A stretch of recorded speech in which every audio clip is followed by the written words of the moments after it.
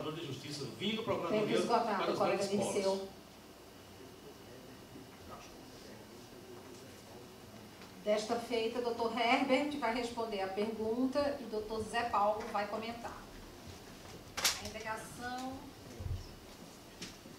aquela lá. Então vamos, aquela lá que já fez uma, vamos tirar uma.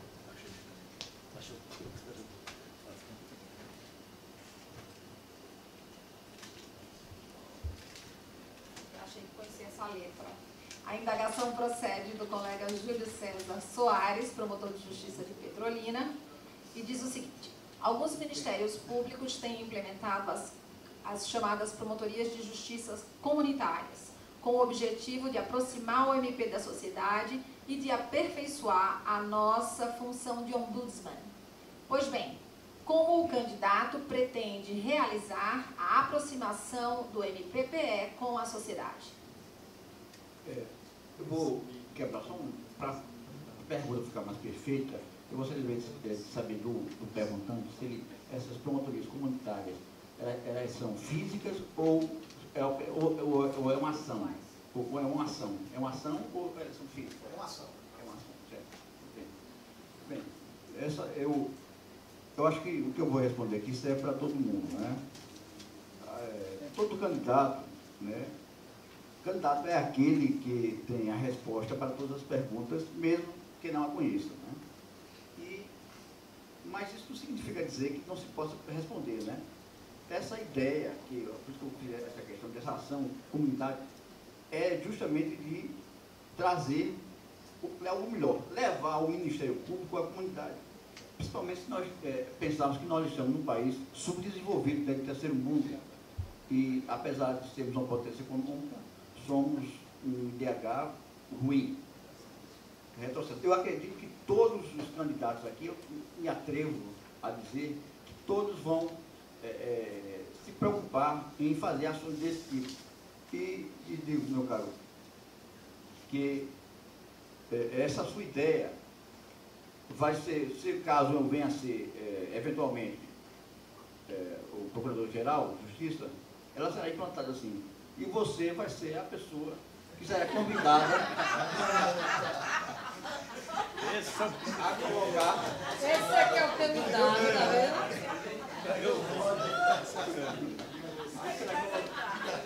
Não, porque... Bem, nós estamos um processo político, né? E a gente... Herbert, 15 segundos. Pois é, não, com certeza nós... eu acho que todos os candidatos aqui vão apoiar e vão levar essa sua questão a todo o Estado.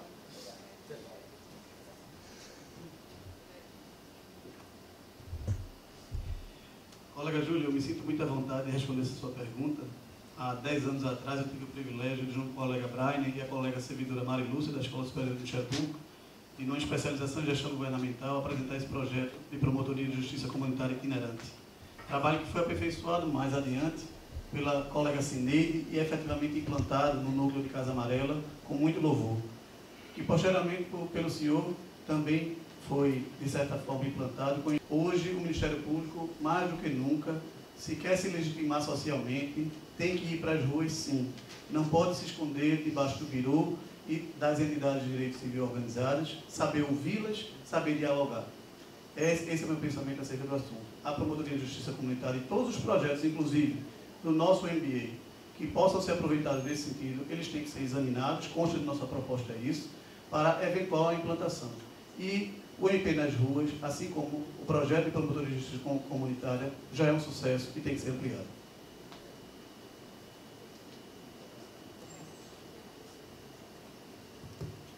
Pois é. E eu estava nas minhas mãos aqui, essa caneta, né, que se chama Projeto Cidadania. E que, depois da fala de Zé Paulo, ele me colocou mais centrado na questão, e eu vinha fazendo isso lá na cidade de Condado, né? Um projeto com internet, convidando as pessoas para dar palestras. Eu ia às ruas, perguntar o que é que as pessoas queriam. Por exemplo, fazer verdadeiros corredores para pessoas que são cadeirantes, né? Ou seja, cada cidadão cuidar da sua calçada, de modo que cada um, né, transformasse ali Colega, as vias 20 principais, segundos. né, como uma via para como um carro passa, como um ônibus passa. Então, essa aproximação é necessária, inclusive para que a população saiba que existe um Ministério Público. E talvez saiba em razão da sua competência e para o que serve. Então, acho que é por isso que é necessário demais que a gente falar e se apresente às pessoas, dizendo, eu sou Ministério Público e eu tenho... Tempo encerrado. Agora,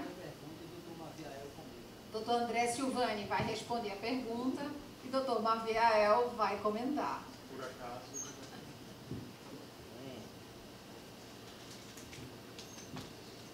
Novamente, Fernando.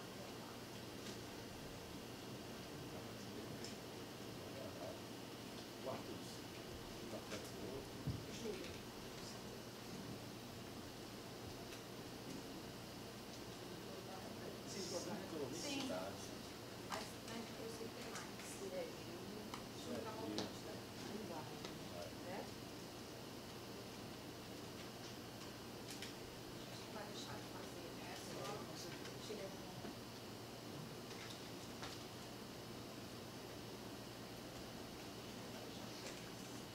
agora. Então, Vossa Excelência vai responder uma indagação feita pela técnica ministerial Ângela Sá. Qual o seu posicionamento e compromisso quanto aos reajustes salariais e aumentos reais aos servidores a médio e longo prazo, considerando a atual conjuntura orçamentária recessiva? Bem, no Ministério Público de Pernambuco hoje tem um desenho dos cargos, da progressão na carreira dos servidores bem definida. Tanto que se coloca de forma, digamos, mais interessante até do que o próprio Tribunal de Justiça. Contudo, a gente tem que ter em mente essas questões que dizem respeito à manutenção do poder aquisitivo.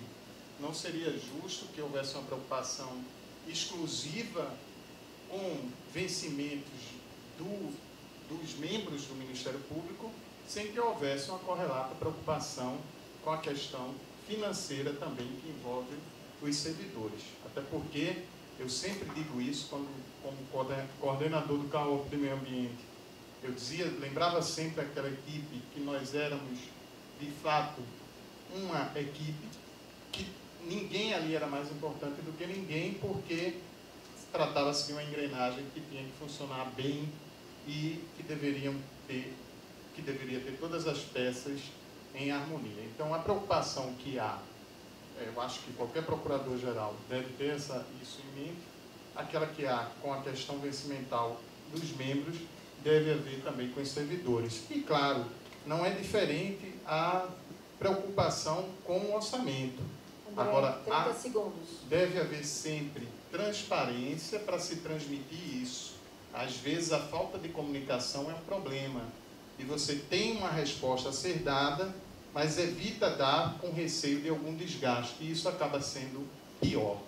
Então, claro que o orçamento não pode ser ignorado, a lei de responsabilidade fiscal também, e nós vamos ter a transparência e o respeito para dar a resposta certa quando for necessário, encarando o problema em busca das soluções possíveis. Concordo com o colega André, essas questões têm que ser trabalhadas constantemente, essas soluções são viáveis, e mais ainda, André, é necessário que tenhamos que criar as promotorias com a quantidade de servidor, com a formatação dela, a estrutura mínima de cada área de execução, revisar as questões das áreas administrativas, para poder também que esses servidores saibam que naquele núcleo quantas funções há ou que não há. O que é muito interessante hoje, a transparência que vem sendo dada à administração. Basta consultar o nosso portal da transparência, o Procurador-Geral de Justiça do Norte Federal deixou claro onde cada função, onde cada gratificação se encontra e com quem. Agora, caminhamos visando avançar para o futuro, e é necessário que esse avanço seja aperfeiçoamento constante. E servidor é importante para o nosso Ministério Público.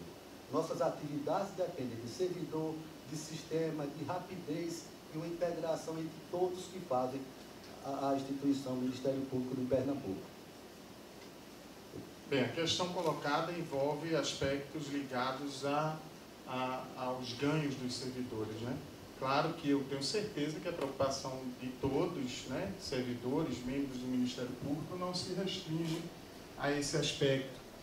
E a gente sabe disso quando vê que algumas questões ainda precisam ser aperfeiçoadas, buscando o reconhecimento e a valorização do quadro que nós temos.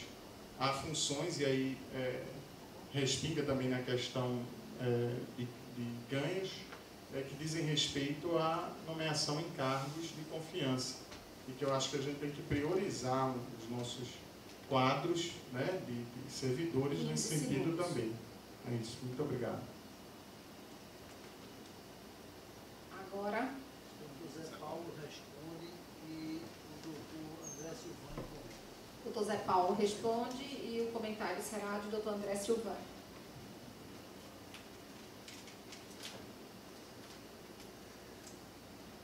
A pergunta é do promotor de justiça, doutor Fabiano Beltrão.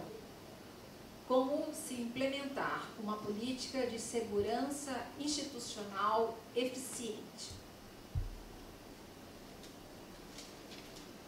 Colega Fabiano, a política de segurança institucional, hoje, ela já é delineada nacionalmente pelo braço do Conselho Nacional de Procuradores Gerais, que é o GINECOC.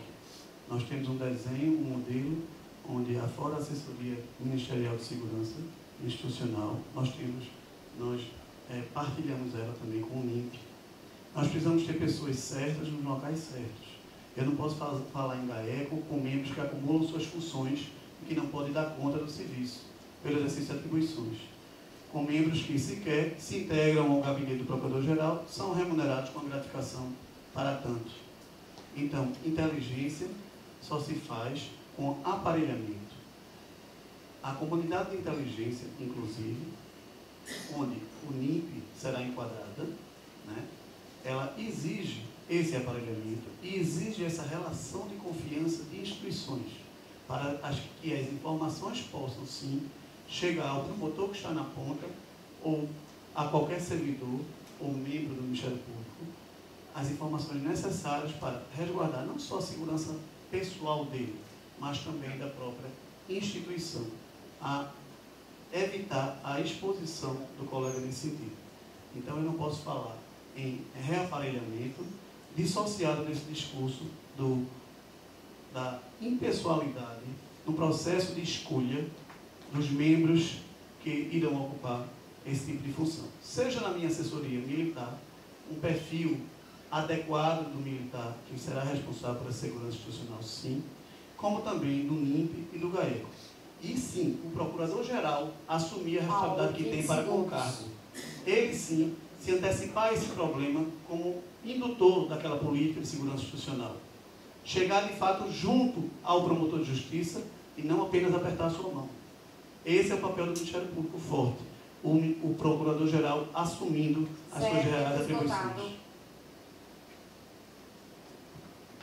Eu acrescentaria, Zé Paulo, que nós temos que ter em mente a observância à Resolução 116 do Conselho Nacional do Ministério Público, observadas por todo o Ministério Público Nacional.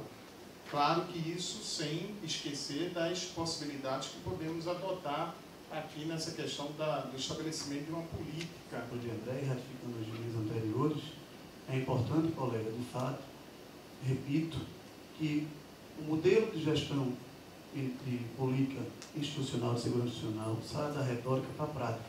Nós temos hoje apenas um membro como representante do GAECO ali na carreira, e um no NIMP. Né? Nós não temos qualquer política nesse sentido. É importante, sim, que saiamos do discurso para a efetiva prática. Recursos foram contingenciados. E os senhores podem ver isso no portal da transparência. Então, o que efetivamente eu vou fazer?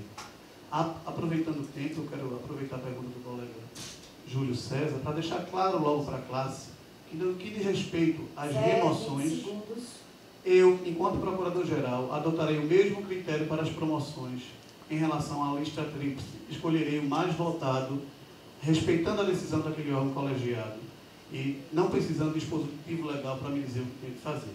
Em relação à colega Ângela, sim... Já acabou. Encerrado. Agora, o colega Charles vai responder e o colega Dirceu vai comentar.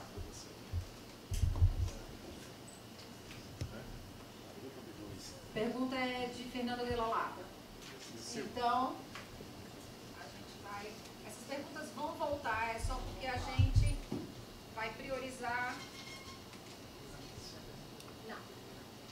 Então, agora a pergunta de um outro servidor, de um outro técnico ministerial, de nome Neomedes Carvalho, daqui da Promotoria de Petrolina. E ele estatui o seguinte: no Diário Oficial do último dia 6 de novembro foi ventilada a reorganização dos cargos e estrutura de apoio da instituição. No que diz respeito aos servidores do MPPE, quais as propostas do senhor quanto a esta reorganização? A progressão na carreira e valorização do servidor, considerando que, neste último caso, a nossa remuneração inicial é menos atrativa e menor que a inicial do TJPE, da Assembleia Legislativa do Estado de Pernambuco e da Polícia Civil, entre outras instituições. A estrutura de apoio aos promotores, o quadro, é de suma importância. Tive a oportunidade, quando secretário-geral, de elaborar o plano de cargos e carreira, né, e de vencimentos. Por quê? Porque vínhamos perdendo com o quadro anterior, com o plano anterior, né, que estava defasado já em 8 anos, cerca de 10% do quadro de servidores. Era o desligamento médio do Ministério Público ano. Então foi feita a reestruturação, foi feito o novo plano, né, e em cima dele foi possível fixar o servidor na casa. Agora é importante fazer os ajustes. E ponto central, na minha opinião, se diz respeito a uma política de remoção entre os servidores. Né? Isso é uma demanda do próprio sindicato, dos analistas, né? E isso vai ser uma observação, vai ser uma preocupação nossa à frente da instituição. Do mesmo modo, dar preferencialmente aos servidores da casa o exercício das funções gratificadas. Anteriormente, esse limite era 70%, pelo menos 70% dos servidores nessa condição, foi reduzido a 50%, né, posteriormente, há uns 4, 5 anos atrás, né, e fica oscilando entre esses dois valores até então. Então é importante que esses cargos sejam exercidos, essas funções sejam exercidas por servidores da casa, né, para que se tenha a motivação necessária, e uma preocupação constante em relação à remuneração, porque é importante que o vencimento do servidor seja atrativo, para que nós não tenhamos aí saída de servidores para cargos da mesma natureza para outros órgãos. Por hora, o nosso plano, embora ele não tenha o inicial muito alto, né, mas a progressão é significativa. Então, isso ajuda a fixar o servidor na casa. Então, é importante a gente observar e deixar esse valor realmente adequado, dentro de uma média, né, e que faça o servidor ter o desejo de permanecer no Ministério Público. Na realidade, eu não conheço, na sua inteireza, todas as reivindicações dos servidores. Eu conheço muito bem as reivindicações dos promotores de justiça. Mas eu pretendo estabelecer um diálogo franco e aberto com o sindicato dos servidores. Eu já sei que há uma incongruência, porque há 2 parâmetros vencimentais na carreira dele, uma parte mais antiga e outra entrou no último concurso. É preciso corrigir isso, porque é um resíduo de inconstitucionalidade. Agora, tudo isso passa pela questão da previsão orçamentária. Mas todo procurador-geral de justiça que sentar naquela cadeira, ele tem que abrir a promotoria, tanto para os promotores, como para a sociedade, como também para os próprios servidores. Acabou o tempo de promotor ou procurador ser o rei da instituição. Diálogo aberto e portas abertas. Nós temos um problema grave que eu noto ainda, que eu fui analisar hoje no quadro do Estado de Pernambuco, porque em 15 anos, pela primeira vez, eu estou sendo privilegiado como a servidora do Ministério Público. E esse quadro ele é muito deficiente quando a gente trata do interior do estado de Pernambuco. Então parece que houve uma pressa muito grande, uma correria muito grande para a capital. Eu vi lá 887 servidores, entre técnico e analista, e eu não entendo por que o sertão, o interior do estado, está vazio. Eu idealizo o Ministério Público, nós temos que montar uma estrutura para cada promotor ter o privilégio que eu estou tendo hoje, que é trabalhar com analista, porque reduziu o meu trabalho de 50%. Então nós vamos redimensionar e redistribuir esses servidores e, ao mesmo tempo, vamos conversar com o sindicato sobre essa questão da remoção e, se possível, criar o aspecto da promoção de servidores. Ok. 2 minutos. Inicialmente, eu parabenizo o colega Disseu por contar com analista, porque nós, do Patrimônio Público, somos 5 promotores e não temos um analista lá no nosso quadro. Né? E isso remete a outra questão, né, que é essencial. Eu acho que para a própria distribuição do serviço entre os servidores, é importante que se observe, e teve um trabalho muito importante feito para a Comissão de Modernização, que é o Índice de Atenção de Promotoria. Né? Essa distribuição